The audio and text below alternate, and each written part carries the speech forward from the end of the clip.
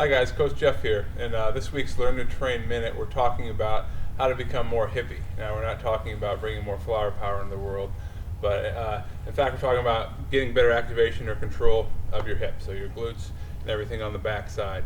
So a common problem we see across the board is inability to activate the backside or the glutes and all these powerful muscles that keep our back happy and keep us performing at a high level. One of the problems that causes this is stiffness in the front side, so the anterior hip, the hip flexors and the quads. We get stiffness here, and it pulls us kind of in this position, and it changes the mechanics and the activation ability of the backside. So we start to depend on our low back muscles a little bit more. And so a good mobility exercise that we do to help loosen up the front side is what we call a wall hip flexor. So we set up near the wall for balance. We'll take one hand, put it against the wall. I'm going to reach back with my right hand, grab my shin, pull my heel towards my butt, and then I'm going to square up. You can see right now I'm rotated. So we always say, tell our athletes, their hips, they're like headlights, so we want to put them on the road.